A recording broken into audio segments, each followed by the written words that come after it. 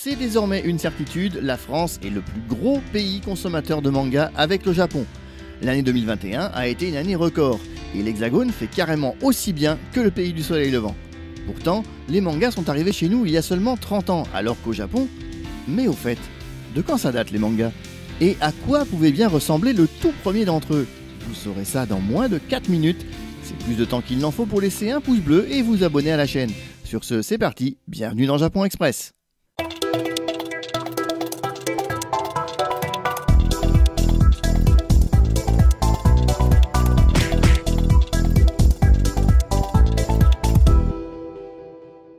Officiellement, le premier véritable manga, au sens où on l'entend aujourd'hui, date de 1902.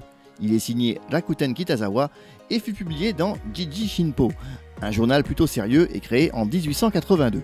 Ce premier manga est en fait une petite BD humoristique de quelques cases reprenant le fameux gag de l'arroseur arrosé. Fort de son succès, Kitazawa créera par la suite son propre magazine où il publiera des œuvres comme Kodomo no Tomo ou Shonen Club. Mais s'il est toujours considéré comme l'un des pères du manga, il n'est pas le premier à avoir utilisé ce mot. Celui qui en est à l'origine n'est autre que Hokusai, le célèbre peintre connu pour ses estampes. Vous savez, c'est lui qui a peint notamment la grande vague de Kanagawa, que vous avez certainement déjà vu. Eh bien, en 1814, Hokusai utilise le terme manga pour désigner ses carnets de croquis. Le mot signifie en réalité esquisse rapide ou encore dessin grotesque. Pas étonnant que le peintre l'ait inventé pour qualifier ses dessins réalisés sur le vif. Alors, ce serait donc Hokusai lui-même qui aurait inventé le manga?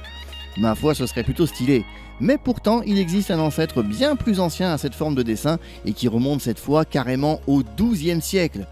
Celui que l'on peut vraiment considérer comme le tout premier manga de l'histoire se nomme Choju Jinbutsu Giga. Évidemment, cette œuvre ne portait pas le nom de manga puisque le mot a été créé par Hokusai au XIXe siècle. Et son seul point commun avec les bandes dessinées que l'on connaît était de raconter une histoire en texte et en peinture. On pourrait effectivement le qualifier de bande dessinée au sens propre, car il s'agit de rouleaux de papier et comme les mangas ou les livres japonais actuels, ils se lisaient de droite à gauche. On ignore exactement qui en est l'auteur, même s'il a longtemps été attribué au moine Sojo Toba. Il s'agit d'ailleurs d'une caricature bouddhiste où les moines sont représentés par des animaux. L'œuvre est aujourd'hui classée trésor national au Japon et exposée au musée national de Tokyo pour les 2 premiers rouleaux et à celui de Kyoto pour les 2 derniers. En 2016, le studio Ghibli a eu l'excellente idée d'en faire une animation, très courte mais néanmoins très réussie.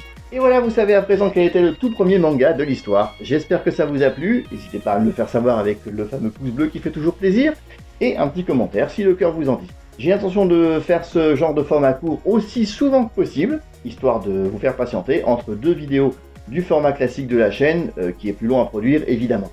Alors n'oubliez pas de vous abonner et de partager les vidéos autour de vous à tous les amateurs et passionnés du Japon. On se retrouve très vite, matane!